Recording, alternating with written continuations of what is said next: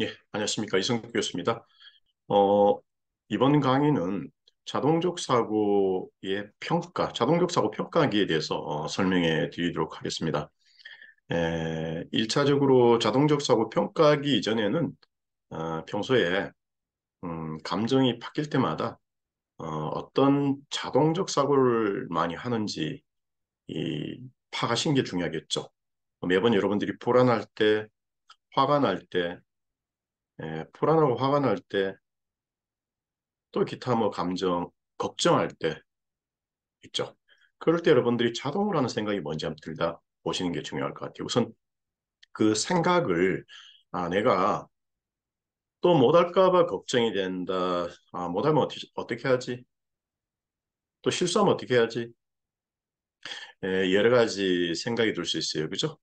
이럴 때 우리가 대부분 이제 이 생각에 대해서 도전하거나 객관적으로 이제 메타인지라고 그러죠. 이 생각을 생각으로 한번 또 바라보거나 검토하거나 이, 내가 한 생각을 스스로 이제 한번 이렇게 평가나 분석하지 않고 그 생각을 생각 그대로 이제 받아들이는 걸 우리는 융합됐다 이런 표현을 쓰는데요. 오늘은 이 생각을 객관적으로 우리가 한번 검증해보는 음, 스스로 검증해보는 연습을 해보는 게 자동적 사고에 대한 평가학이라고 이름 붙이는데요. 한번 질문들을 한번 같이 보시도록 하겠습니다.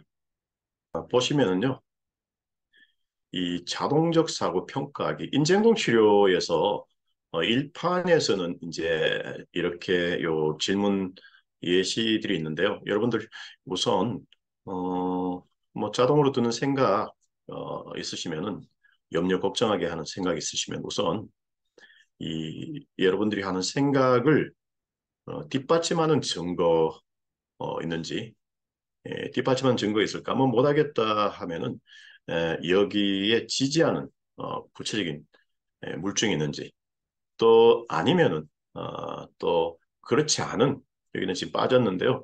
지지하는 증거와 반대하는 증거, 할 수 있다는 증거 이런 질문이 증거가 있을까?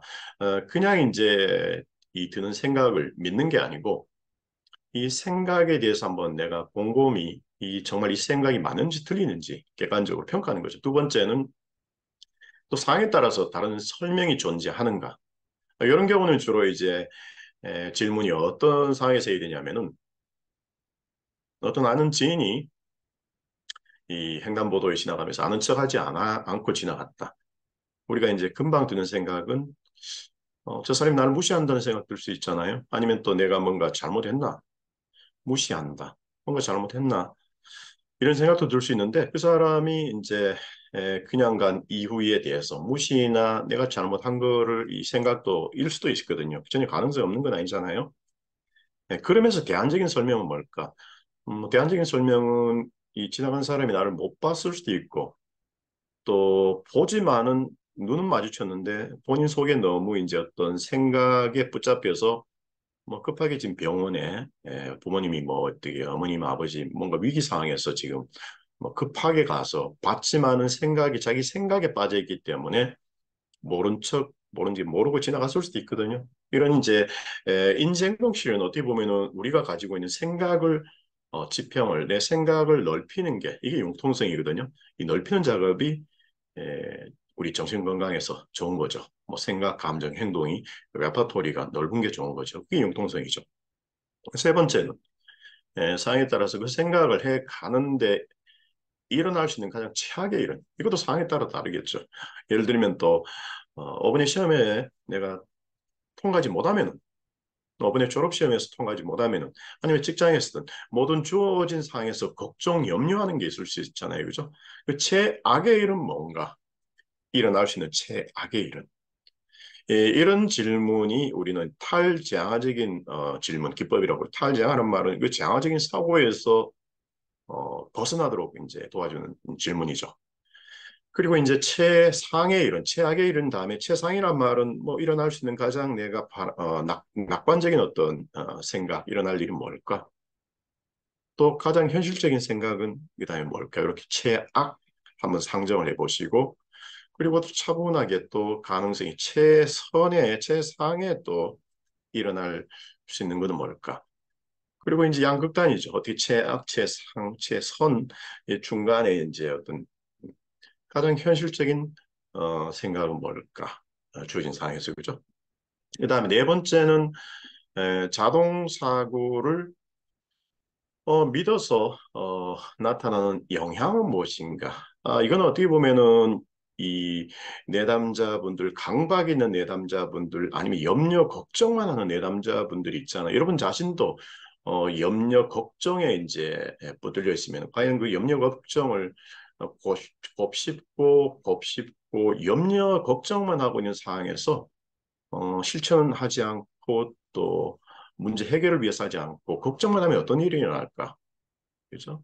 걱정만 하게 될 경우는 더 우울해지고 무기력해지고 낙담하게 되겠죠.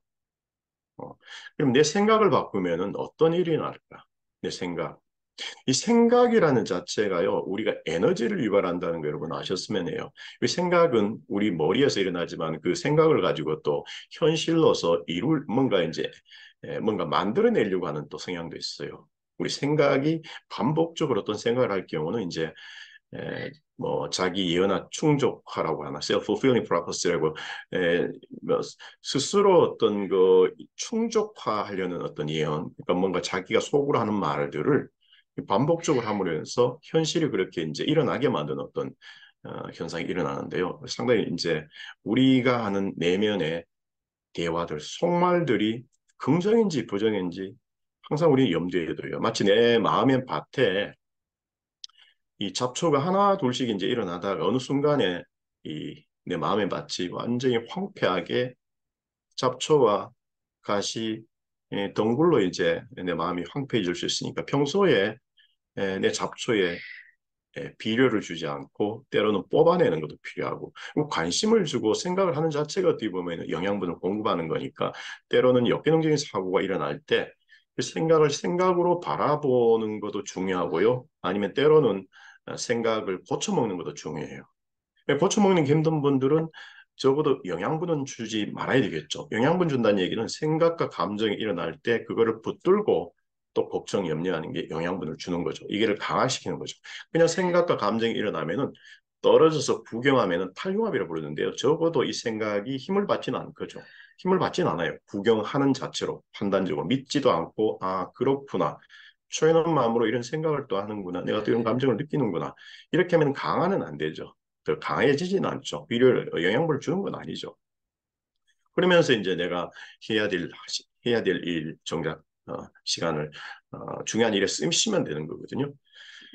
5번은 이제 이 문제 해결인데 내가 염려 걱정을 할 때 그냥 염려 걱정만 하는 게 아니고 냉철하게 내가 이 주어진 상황에서 걱정할 게 아니고 행동으로서 뭘 해야 될까? 이 도움을 누구한테 도움을 받으러 가야 될까? 우리가 의외로 내가 어려움에 처했을 때 이 문제를 도와줄 사람은 누가 있을까? 이런 생각을 안 해보는 경우가 많아요. 분명히 누군가는 그 문제를 극복했고 또 누군가는 그 문제에 대해서 답을 갖고 있는 경우도 있고 조언도 있을 수도 있고 그죠? 그래서 항상 다시 말하면 어떻게 보면 그것도 융통성이죠. 내가 살아가면서 다 해결할 수 있는 건 아니거든요. 돈 받는 것도 상당히 지혜로운 거죠. 예. 여섯 번째는 이제 역지사지 이중잣대라고 옛날에 불렀는데 본인한테는 안 그러면서 타자 입장이 되면은 또 달라지는 경우가 있어요. 만일 내 친구가 이런 상황에 처했으면은 나는 어떻게 조언할 건가? 이런 게 또 신선한 어떤 하나의 문제 해결이나 어떤 음, 지혜의 말이 나올 수 있어요. 지혜의. 본인 관점에서 보면 숲 속에 있기 때문에 이게 상당히 힘들어요. 어떤 숲 밖에 나를 객체화시켜서 타자 입장에서 나를 보게 하는 연습이 상당히 중요할 수 있다는 얘기예요. 자, 인지치료 2판에는 우리가 3판까지 나왔죠. 2판에도 질문이 증거는 무엇인가? 위에 거와 비슷하죠. 이 내 역기능적인 사고란 말은요. 기능적이지 않다는 얘기예요. 도움이 안 된다는 얘기죠. 근데 기능적이지 않고 도움이 안 되는 것도 있고 또 어떤 거는 이 역기능적인 사고가 오류도 있어요. 오류란 말은 근거가 없는 거 얘기하죠. 근거 없는 사고도 있고 근거가 있는데 역기능적인 사고도 있죠. 이런 것도 이제 우리는 구분해서 볼 수 있죠. 왜냐하면 역기능적이고 도움 안 되면 문제 해결로 가야 되는 경우도 있고 인지 오류 같은 경우는 내가 생각에 근거가 없기 때문에 현실 검증을 해본다든가 아니면 그 생각을 내가 고쳐먹는 게 상당히 중요할 수도 있죠. 자, 증거 질문, 뒷받침하는 증거, 찌자는 증거는 뭔가? 여기서 포인트는요. 그냥 느낌을 가지고 증거라고 하면 안 된다는 얘기죠. 물증이 필요하다는 얘기예요. 반하는 증거는 무엇인가? 또 대안적인 생각은 또 있는가? 그런 어떤 아까처럼 어떤 사람이 무시했다. 못 보고 갔기 때문에. 그런데 못 보고 갔다는 게 반드시 무시는 아니죠. 대안적인 생각은 왜 이렇게 우리는 대안적인 생각을 자꾸 내담자한테 아니면 여러분 자신한테 해보냐면은 이 융통성이죠. 그래도 마음이라는 거는 또 여전히 그 사람이 무시했다고 생각할 수도 있어요. 그렇죠? 여전히 찜찜함이 남죠. 찜찜함이 남는 경우는 인지치료에서 행동 실험이라고 있어요. 직접 내가 가서 그 당사자한테 물어보는데 문제는 그 당사자한테 묻는 거를 또 여러분들이나 내담자는 불편해할 수 있어요. 그런데 그 물어보는 것도 상당히 중요한 치료적으로 아니면 개인의 성장에서 중요한 부분이죠. 내가 두려워하는 부분이 실제로 이 당사자하고 얘기해 보면은 실제로 아닌 경우가 너무 많기 때문에 결국은 우리 속에는 가장 큰 적은 외부에 있는 게 아니고 어떻게 보면 여러분 속에 위축된 마음이고 시도하기 전에 못하겠다 하는 그런 역기능적인 어떤 여러분이 가지고 있는 생각일 수도 있거든요. 자, 그 생각을 해 나가는데 여러분들이 이제 누가 나를 싫어한다. 그러면 최악의 일이 뭘까? 그 사람이 나를 싫어한다고 보면 최악의 일어날 수 있는 일은 이게 타지향 기법인데 특히 애착이 손상이 많거나 유기 불안 있는 분들은 이게 되게 겁이 날 수 있죠.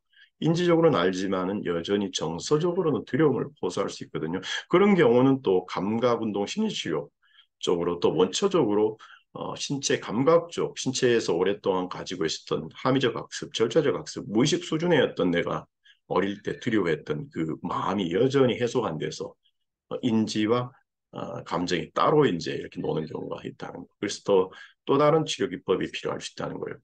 자, 어쨌든 탈제왕 기법에서는 최악의 일, 그다음에 최상의 일, 이건 아주 낙관적인 거고, 그죠? 그다음에 양극단이면서 그다음에 보다 현실적인 중요 생각 운동. 그다음에 네 번째는 이 역기능적인 사고를 내가 계속 믿고 고민하고 괴로워한다면은 내 삶에 어떤 영향을 줄까? 또 그 생각을 바꾸면 어떤 영향을 줄까? 이것도 인지치료의 질문 가운데서 유용성과 타당성, 유용성을 얘기하죠. 증거 질문은 타당한지 안 한지, 유용성은 손실과 이득 쪽으로 이제 질문 던지는 거죠. 이 다섯 번째는 이 타자의 관점에서 보는 것. 친구가 그런 상황에 있으면 어떻게 조언을 해줄 건가. 이것도 상당히 중요한 기술이 되고요. 6번은 이거는 이제 문제 해결이죠. 실천적인 방안을 얘기하죠. 그 걱정, 염려 대신에 내가 할 수 있는 행동은 뭘까? 구체적으로 내가 이 문제를 해결하기 위해서. 예. 그리고 이제 앞으로 이 CBT는 점점 이제 진화하지 할 겁니다. 이미 3판에서도 진화하고 있고 통합적으로.